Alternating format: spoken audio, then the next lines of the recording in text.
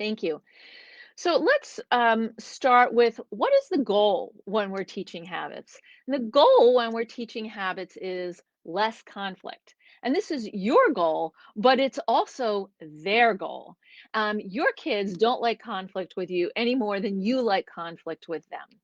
So, what we're going to talk about today is the importance of regular routines.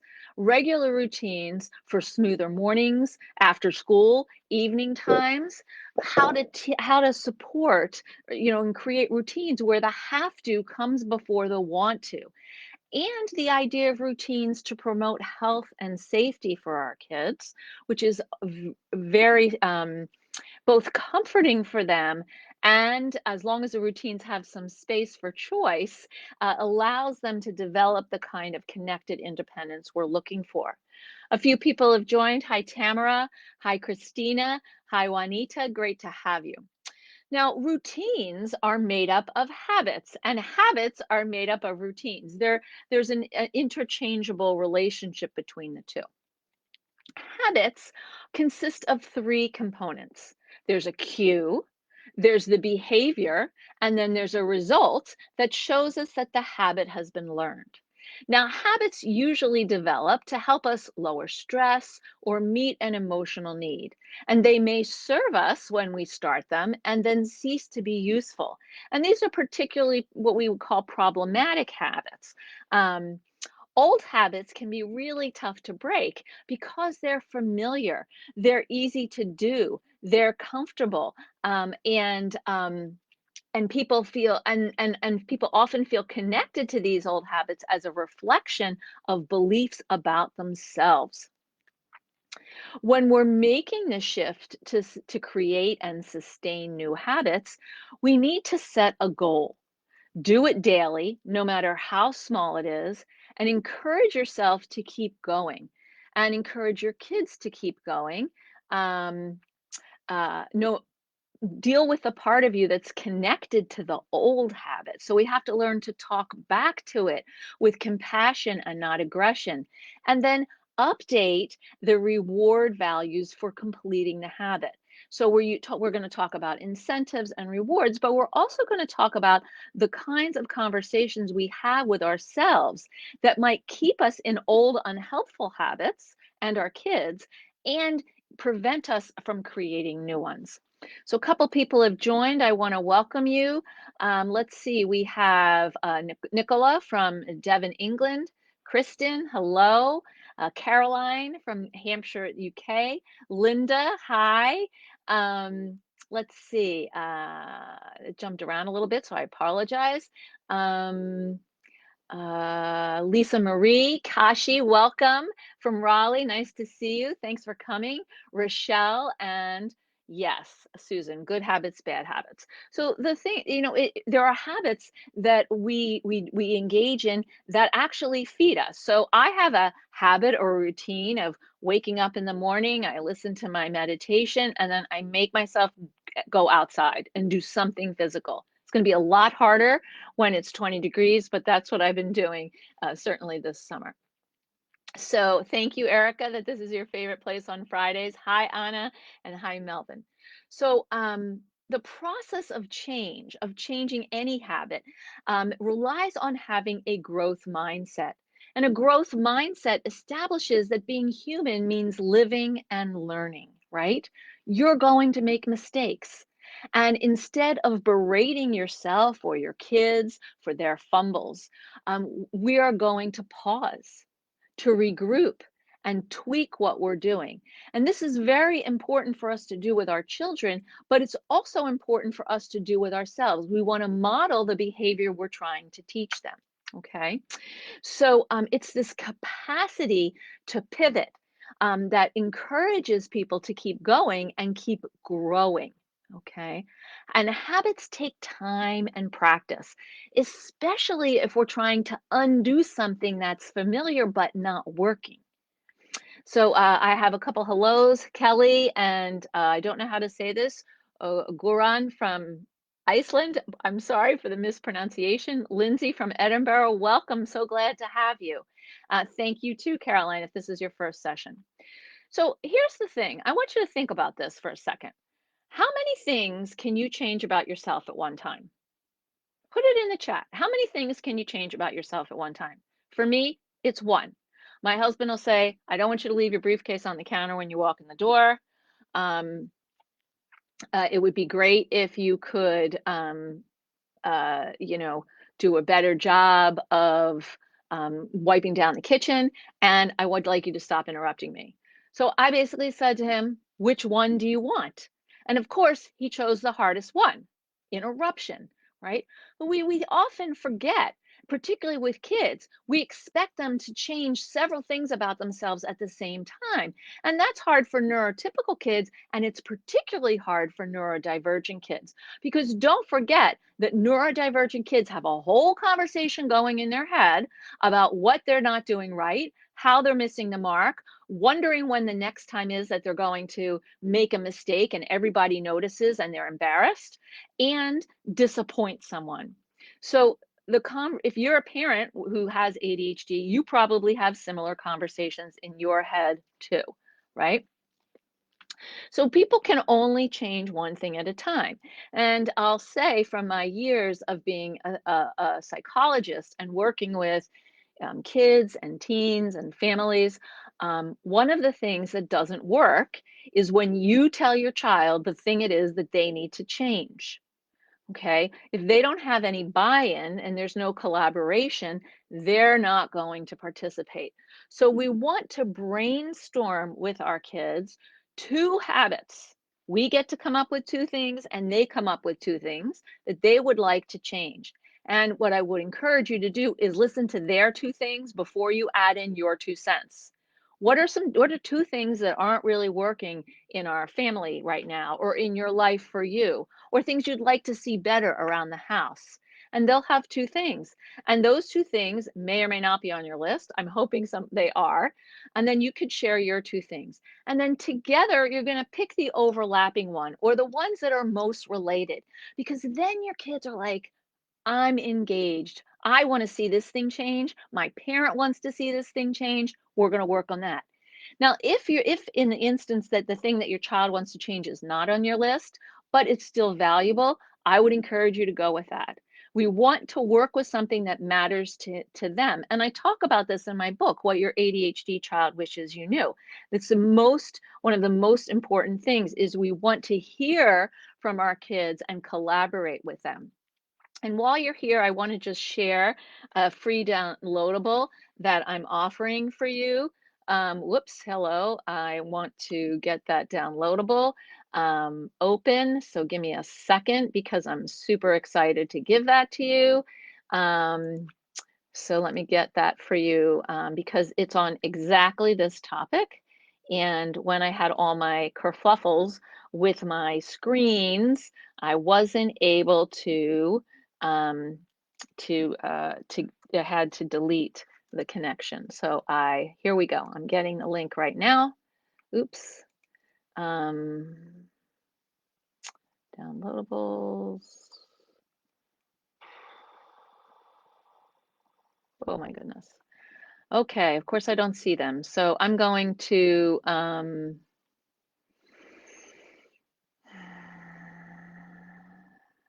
I'm going to have to wait to do that, and let's just keep doing the presentation. So Kelly asks, how do you initiate that conversation? That's a great idea. So one of the ways that we want to initiate the conversation is by being able to say to our kids, you know, I think there are some things in this family that aren't working so well, and they're not working for me, but I think they're also probably not working for you. And so how can we work together um, to come up with something that is working for all of us, right? That's the important thing that we want to do. So when you talk with them, and the thing is, you can't have this conversation when they're upset or in the middle of a disturbance. What we need to do is have this conversation basically at a quiet time of day. And the question is, when is that going to be? And that is usually, it can be in the car, it can be after dinner, but the start of the conversation is, I'd like things to go more smoothly for us. And I think it would be great if we didn't have this kind of like fight every night when it was time to go to bed or for when it's time to give up your phone. I don't like the fighting and you don't like the fighting. So we have to come up with a different option. Thank you, Annie, for posting that. I really appreciate it. When we're going to pick our goal, we want it to be as specific as possible. So there's no assumptions and no surprises and no confusion about what's happening. Okay. So we're relying on working with kids for solutions to common problems to increase their buy-in and their cooperation, starting from a point of connection and the belief that everyone dislikes the trouble spots.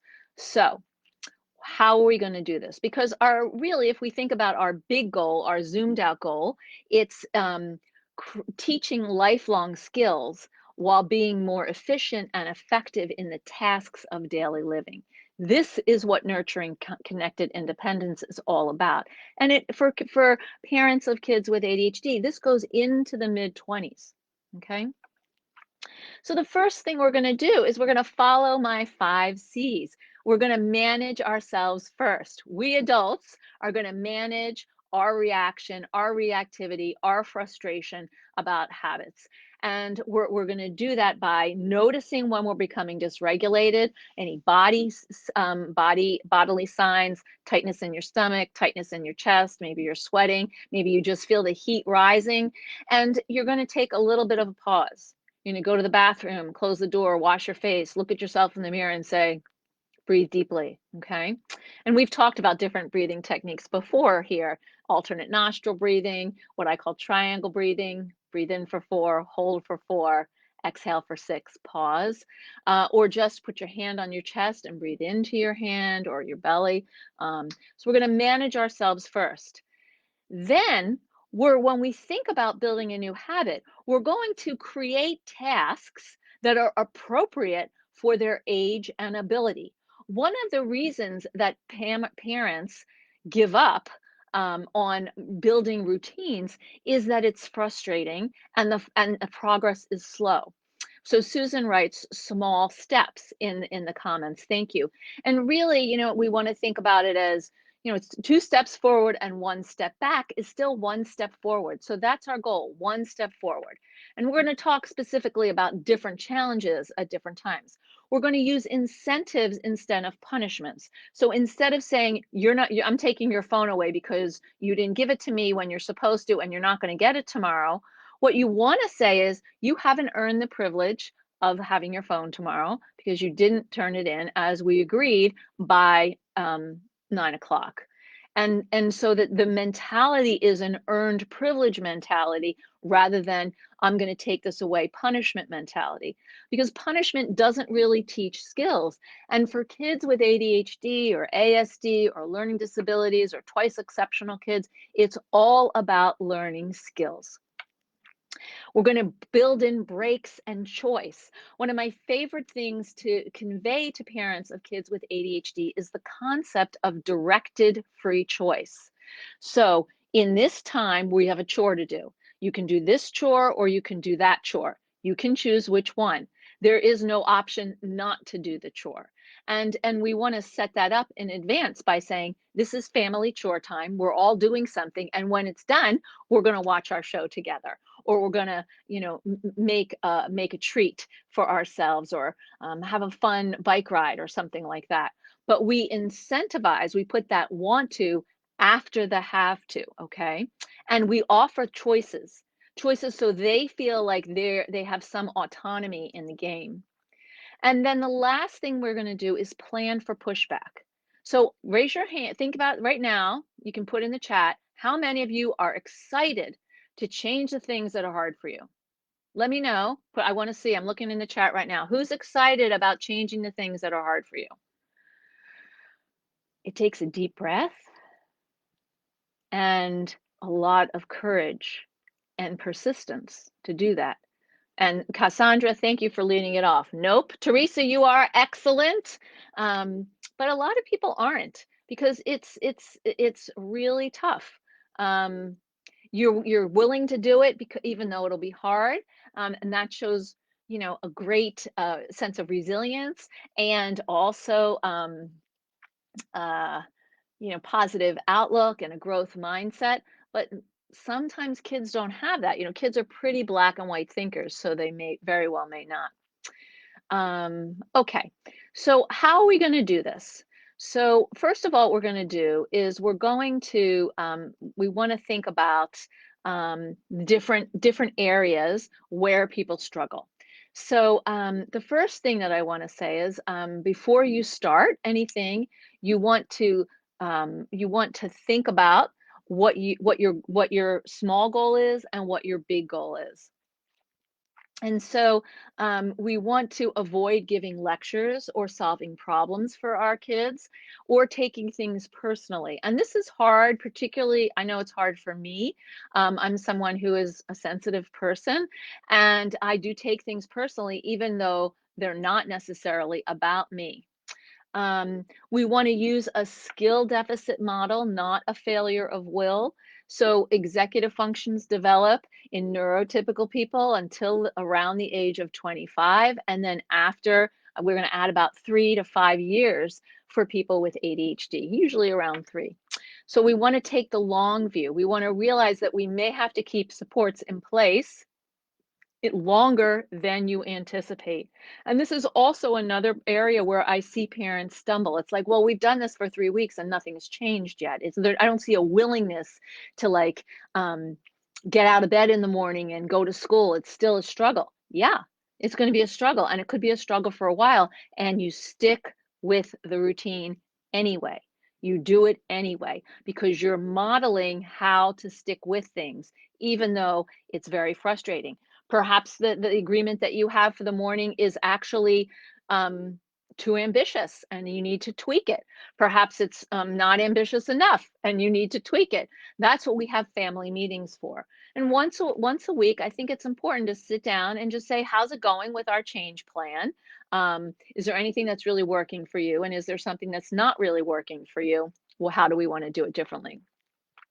And we want to think about also creating simple routines with variety and using lists and pointing our kids in the direction of the list.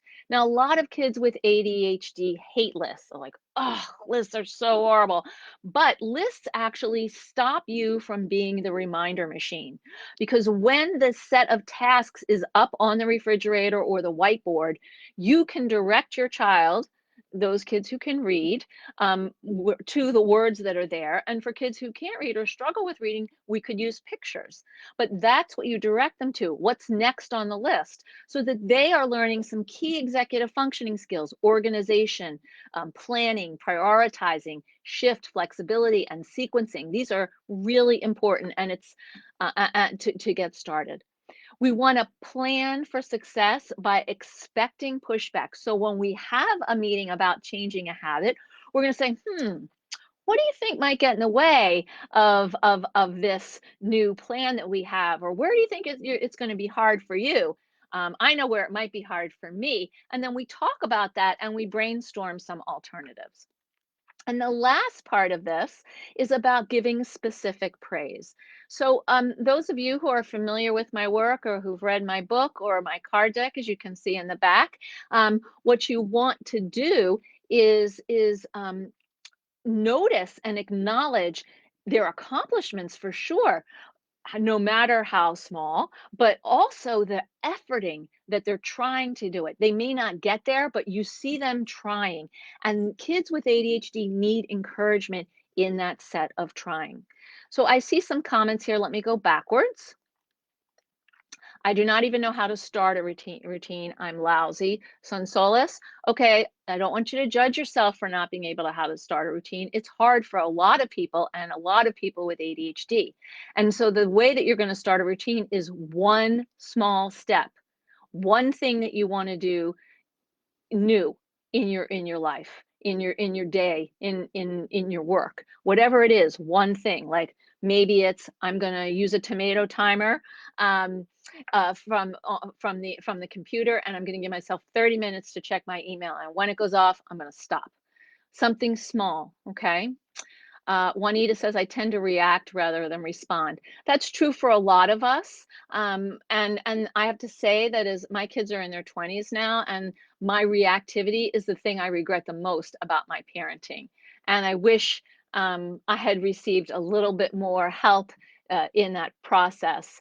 But you know, a lot of us react, and what we want to learn to do is to notice the signals of that reactivity and have a go-to um, self-soothing intervention.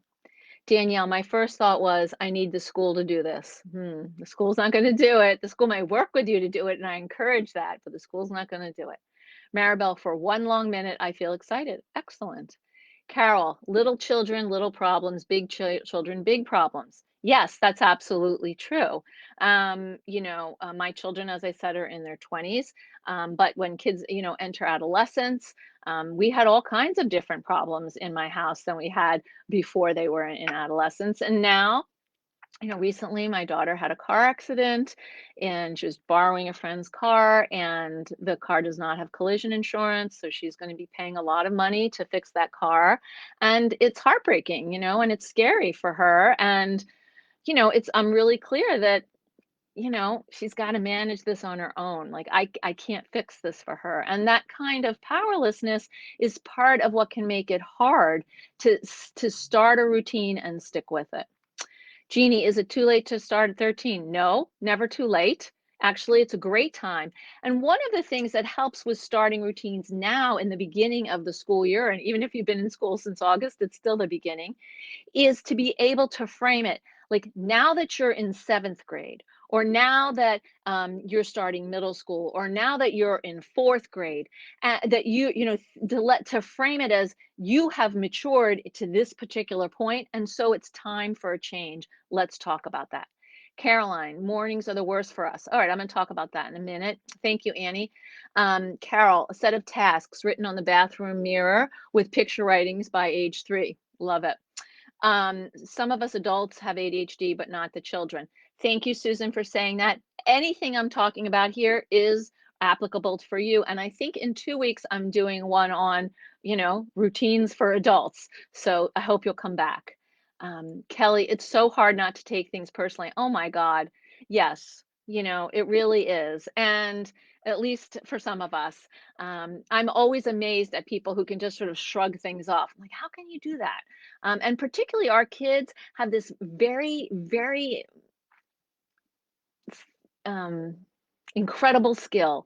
Like they can push the invisible red button on our chest and you know, heat us up immediately. And you know, like I remember that when my daughter was when my son was 4, I was expecting him to say, "You're a bad," you know, uh, you know, "You're a bad mommy," and instead he said, or I was expecting him to say, I got this wrong, sorry.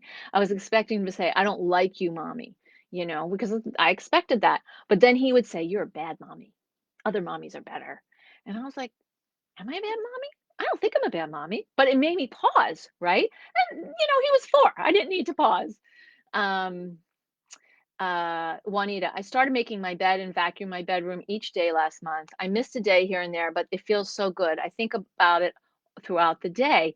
Small yet huge step. I think that's a huge step, Juanita. Way to go. Um, yeah. Okay, great.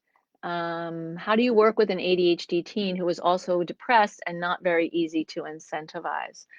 Well, that's a great question. And that is a very long answer, and we could probably do a whole talk on teens with ADHD who are depressed. But what we want to try to do is to find something in their lives that matter to them, something that it brings them some sort of pleasure or joy. And when we found that thing, we want to grow it. So we want to enhance the thing that matters. And you might say, well, it's just being on screens. That's all they want is to be on screens. But there must be some interactive thing that matters to them. Maybe it's a pizza, or maybe it's going skateboarding. So we want to try to nurture that and use those things that matter as incentives. We also want to talk with them about what's the currency of things that they want more of. Because if it is screens, then you're going to give them some screens automatically each day. So maybe they get an hour or an hour and a half of screens each day, and the rest of the 4 hours they want is earned through doing things that they need to do as part of being regular life. Michelle, I have a hard time with my daughter's emotions. She says those things too. I want a different mommy because you suck. You know, to me, I think one of the things that would be great to say in that moment, which is something like put your hand on your heart and say, that hurts my heart when you talk to me that way. It's not okay. So, okay, so let's go back to we talked about the 5 C's: self-control, compassion. We're going to meet our kids where they are, not where we think they should be. Collaboration, we're going to work with them and use incentives. In terms of consistency, we're looking for steadiness, not perfection from them or from ourselves. And then celebration, we're going to notice and acknowledge their efforts. And because these are kids who need that kind of positive reinforcement. All right, so let's talk about, so there are a couple different routines. So there's screen time, homework routines, morning and evenings. So I'm going to start a little bit, just to do a short thing on screen time, and then we'll get to the others. So the thing about screen time is you as a parent, you as the adult, have to decide how much screen time you want in your family, and then how much they want, and then decide on a baseline amount and a bonus amount of time. So you get this automatically. That's your gimme. It's your baseline. Every day you get it. You get this amount of time. I'm going to use an hour because it's easy for my math. And unless you post inappropriate things, or you sneak the computer in the middle of the night, or you go to inappropriate websites, then that baseline will be not given to you until you are able to learn how to use a computer appropriately and you've earned back trust. But for the most case, there's a baseline and then a bonus. And so we want to link the bonus time to the completion of responsibilities and tasks. And to remember that screen time is a privilege, it is not an entitlement. So you also need to monitor your own screen use. Yolanda, age 13, says, what I can't stand is when dad stays on his phone, but yells at me to get off mine. It drives me crazy. It's so hypocritical. I get really mad. He's not even paying attention to me. Okay, so let's talk a little bit about homework routines. You want to basically determine how involved you want to be with your kids and school. And you might want to talk to your child's teacher or their guidance counselor, or the school adjustment counselor, about what are appropriate levels for involvement and what are appropriate levels for involvement with a child who may struggle with attention, hyperactivity, impulsivity, reading, math, writing, any of those things. Create family work time where everybody's at the table together and you're there assisting as needed and if necessary. And you can monitor the things that they're doing in their homework. That's very helpful. And reduce overwhelm regarding homework by breaking things down.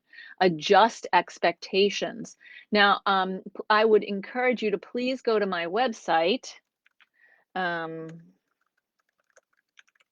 Because if you're struggling with homework, I'm doing a webinar on the 19th of September called Avoiding the Homework Hassle. So this would be something that would be really helpful. It's going to be all about managing homework successfully in ADHD home.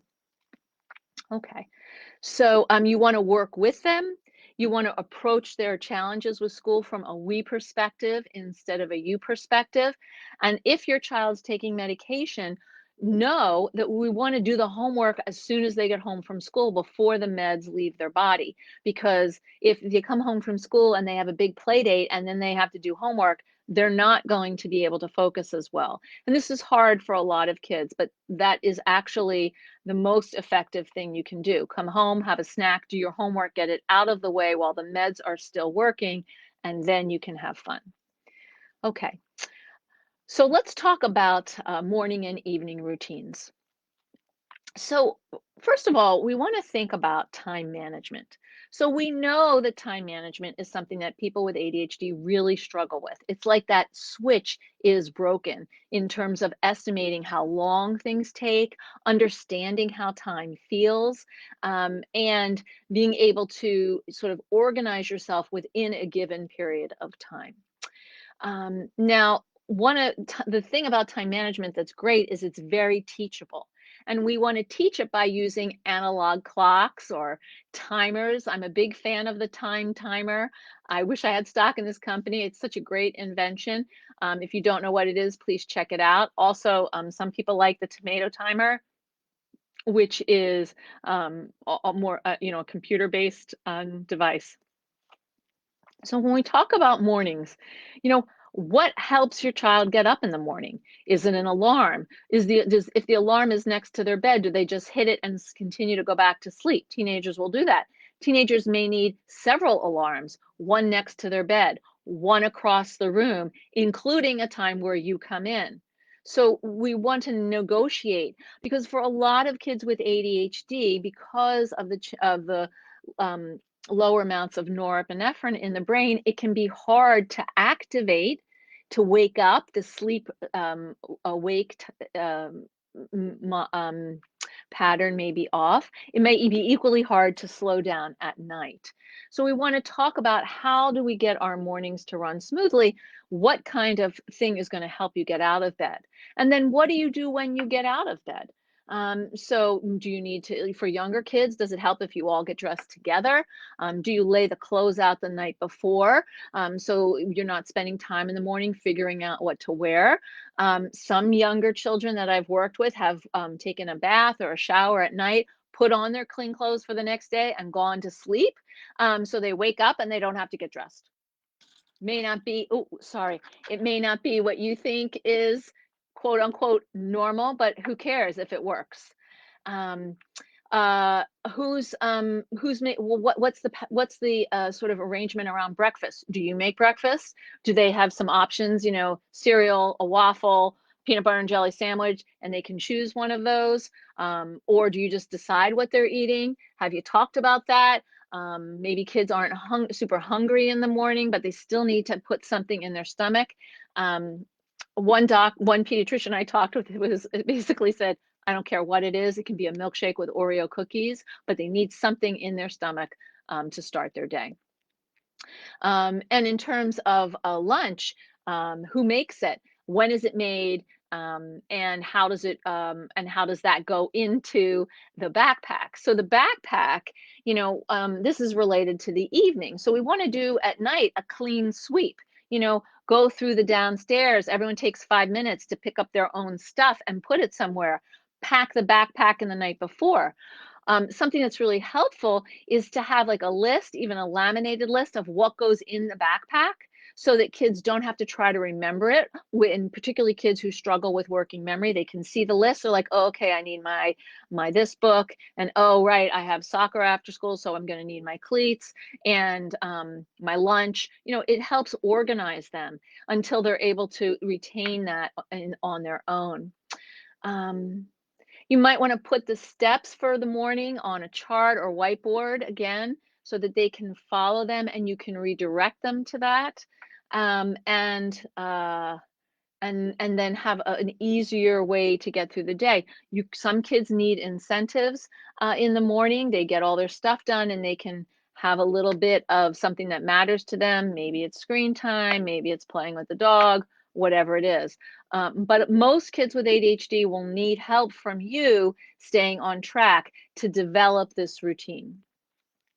So let me see if there are any questions about that. Let's see. Whoops, hello. Sorry. Okay.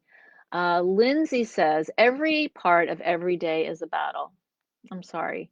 Daughter hates school and is very emotional. Will go very low and depressed and super anxious and then feel elated and be very excitable. She constantly tells me I'm a bad mom. Okay, so we're just gonna like put on your Teflon suit and ignore that. Be the Tin Man from the Wizard of Oz, like whoop, that just slides right off of me. Um, I don't know how old your daughter is, but if she hates school, then she's spending a good part of every day doing something she truly dislikes and doesn't feel good at. And that takes a lot of willpower and core strengths, core emotional strength. Um, so, with I have compassion for her because, what does she love to do and where is that in her life? Does she play music or do art or like theater or play a sport? Something that can balance what she hates with something that she loves. Kashi, I made a decision to get to my teacher job an hour early each day, driving from Raleigh to Durham. There's a lot of traffic down there, I know, Kashi. I told my students about my goal. I also told my friends and family. Great, that helps build accountability. Way to go. I approached it one day at a time. I get premier parking now. I also feel so calm as I start the day. It's been 3 weeks of success. This is a new habit. I'm an adult with ADHD who has never done this successfully in the past. I feel so accomplished. I'm going to love that. That is fantastic. And what's fantastic is you told people about what you were doing so that you had support, right? And as parents and adults, we need that support. I think a lot of parents with kids with ADHD feel very alone. I think a lot of adults with ADHD feel very alone. But the fact that you were able to make this decision and get to your job on time, is really fantastic. And I really want to commend you. And I love how you asked other people to support you. Good for you. Let's see what else, other comments that we have. Um, Susan, just trying is a step forward. Absolutely. Teresa, I can't get my son to sit down to do his, guessing that's homework. Um, I don't know what's going on, Teresa, but if you want to write and say some more about why it's hard for him to do that, that would be really helpful for me. Let's see. Prabjot, can you please give some more strategies around how to avoid procrastination? Yes. You're welcome, Kashi. So when we want to, the main way that we want to avoid procrastination is to break things down into smaller pieces. And if someone can't do it, then it's still not a small enough piece. And so, I was actually doing a training for teachers and like, well, how small does the piece have to be? And I said, until they can do it. And so like they said, well, just like writing their name on the piece of paper. I'm like, just writing their name on the piece of paper, have them do that. Or if there's 5 problems on the piece of paper, tear off 4 of them and let them do their name and 1 problem so they feel a sense of accomplishment. Because what happens is when you see, oh my God, there's 14 math problems and you have ADHD, you're kind of flooded and overwhelmed. Ugh, there's 14 math problems, but maybe you can do 2 at a time. So we want to understand what makes it hard to do. Okay. Melvin says, morning and night routines are equally difficult. In the mornings, I need to drag my son out of bed. At night, it's as if he's turbocharged trying, and it's difficult to calm him down. Unfortunately, I'm exactly the same. Okay, so this is the pot and the kettle, and you understand that it's hard to settle down at night. That's not how your brain is wired. Dragging someone out of bed may not be the best option. There are certain like alarm clocks like that are fire alarms, or there are even alarms for people who are deaf that actually shake the bed. So I'm sure it doesn't feel good for you to drag him out of bed, and it doesn't feel good for him to be dragged.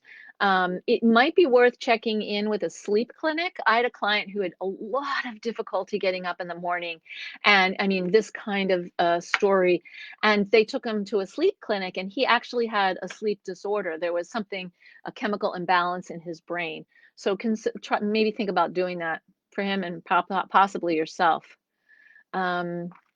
I feel like I am my daughter's secretary because I constantly have to check on her assignments and upcoming tests for school because she simply does not care whether she gets good grades or not. I'm not sure how to get her to care about her education and her future. She's in 8th grade.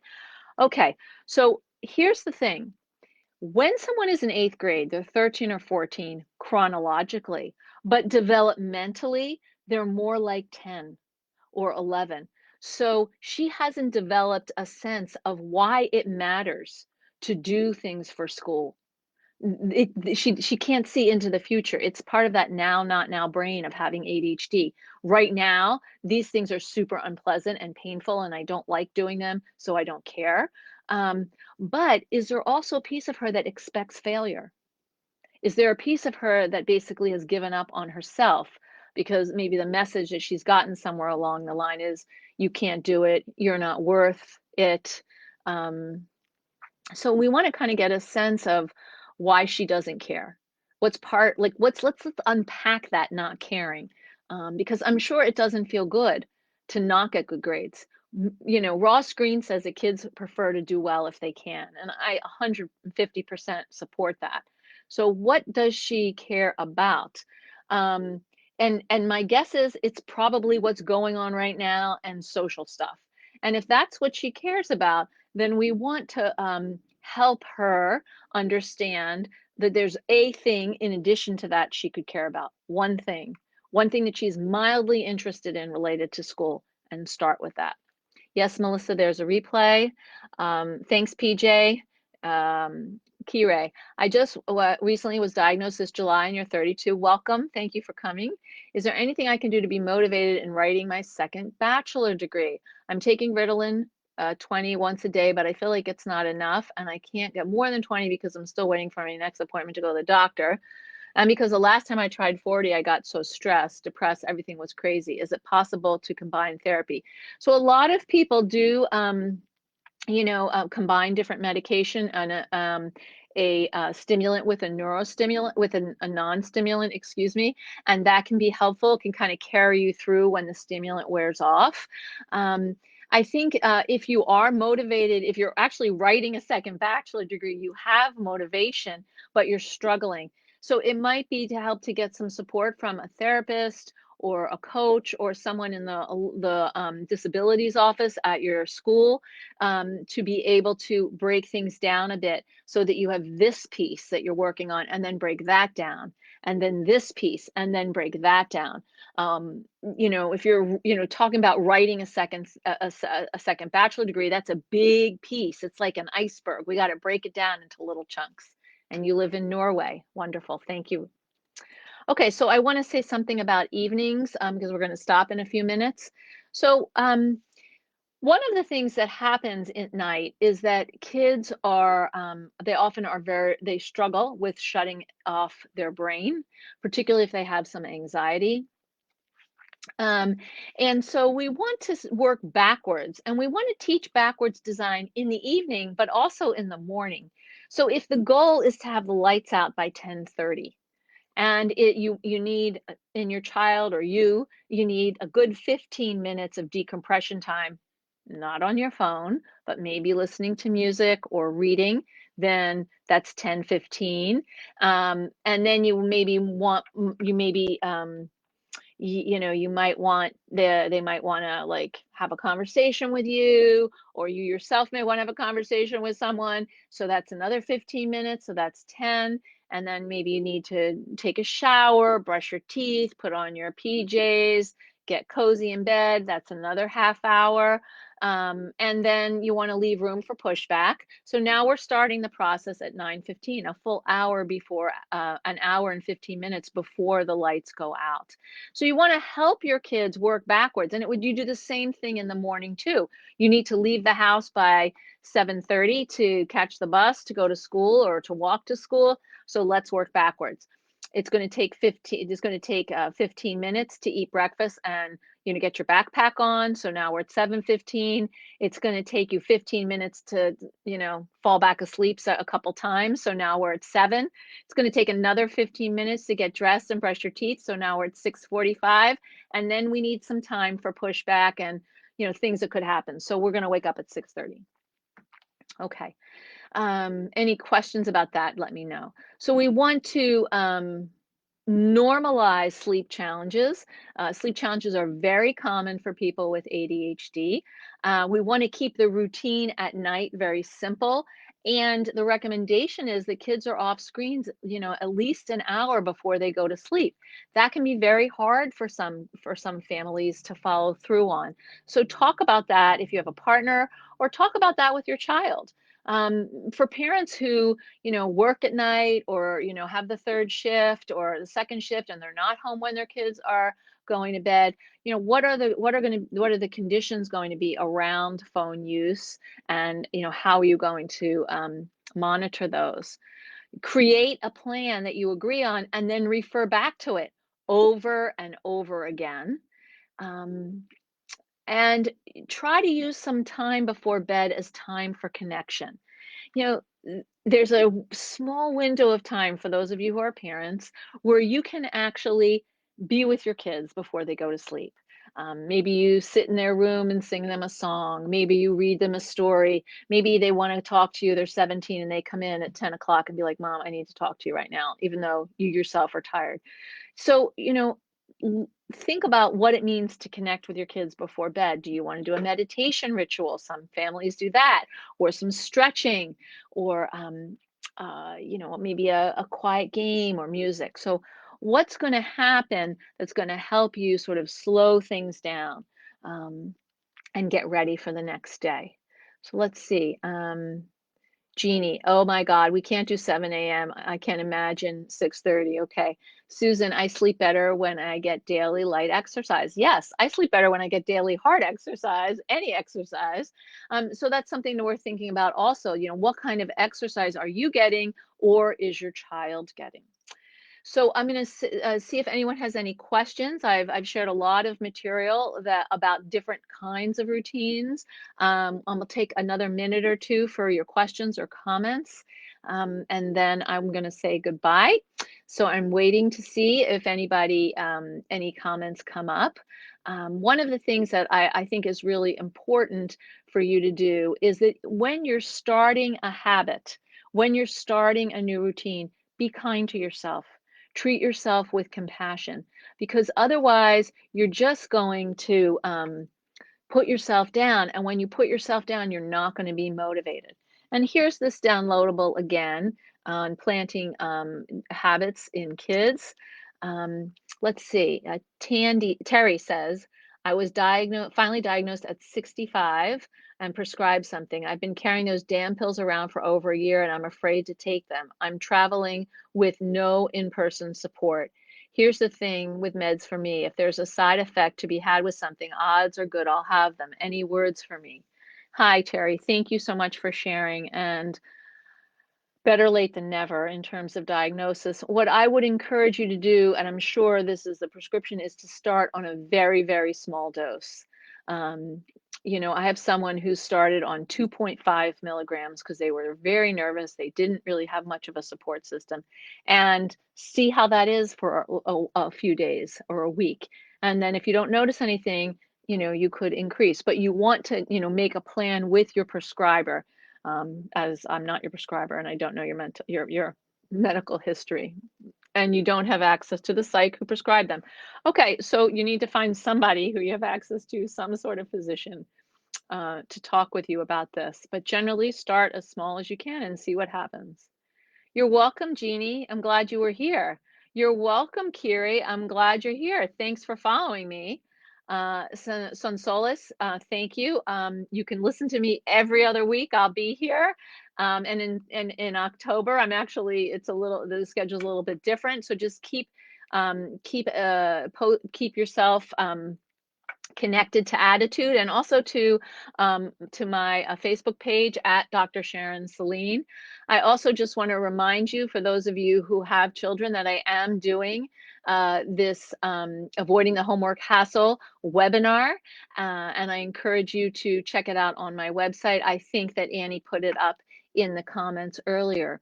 Colleen, my daughter started battling depression at 16 last fall, and then I myself was diagnosed at 52, 6 months later.